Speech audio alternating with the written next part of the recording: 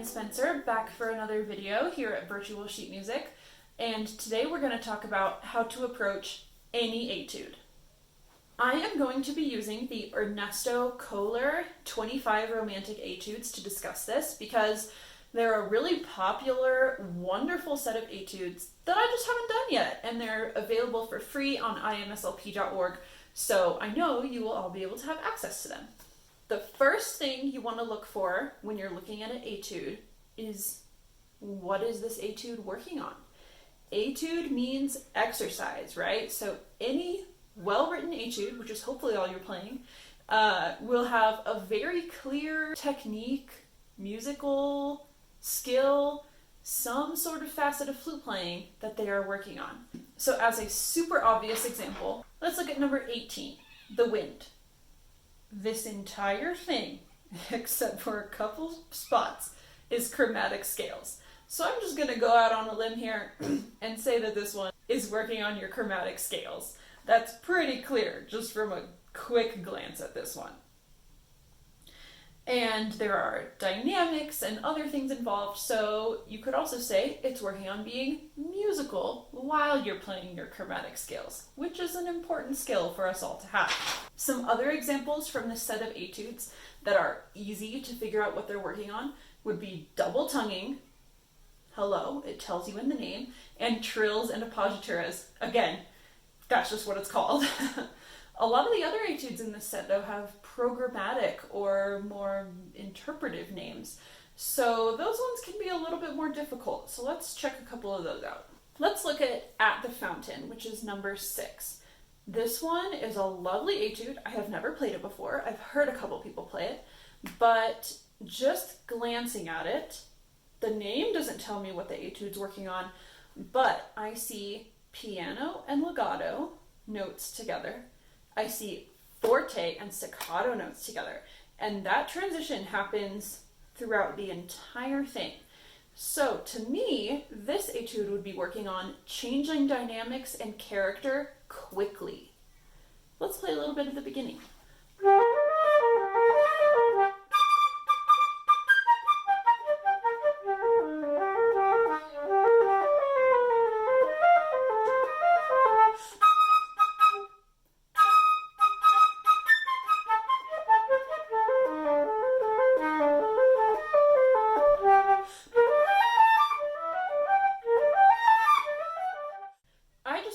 The whole etude, and that interpretation feels correct to me, that this is working on changing articulations, changing dynamics, changing character very quickly within the context of a piece. So once you know what an etude is working on, naturally that's what you should be focusing on while you're practicing it. Sure, we want to get all the notes right, we want to do all those great things, but you're going to learn so much more if you really hone in on what this etude is trying to teach you. Let's look at another one. The spinning wheel, number 15, is a very interesting one. I have not heard anybody play this one, but just looking at it, I can immediately tell we have some notes with the stem down and the stem up right away. So that tells me we're having a melody and an accompaniment played by the same person.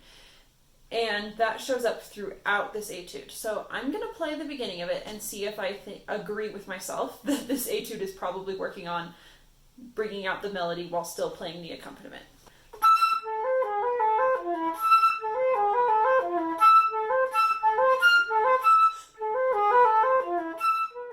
After having played this etude, I definitely think there's a big element of melody versus accompaniment going on, but within that and very connected is switching registers and having flexibility.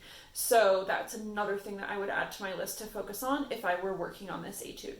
Let's look at another even less obvious example. We are going to look at number 7, In the Moonlight.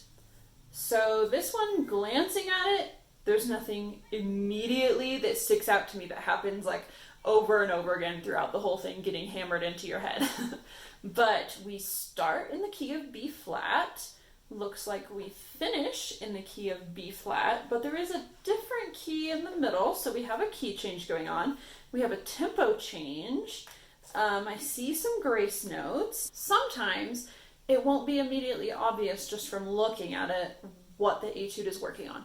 So in that case, you can play through it or just sight read a chunk of it and see what feels hard. And a lot of times, what feels difficult or what you notice as being harder will be the thing that Etude is working on. So let's try this one.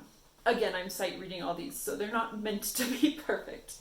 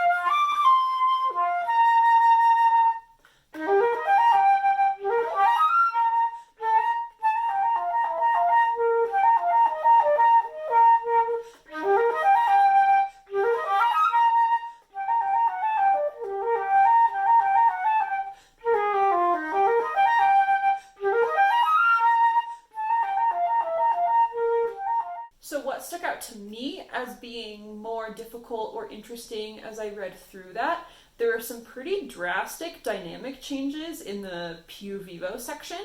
And I also noticed several times where I was supposed to diminuendo as I was going higher in my range. For example, measure 8, 9, 10.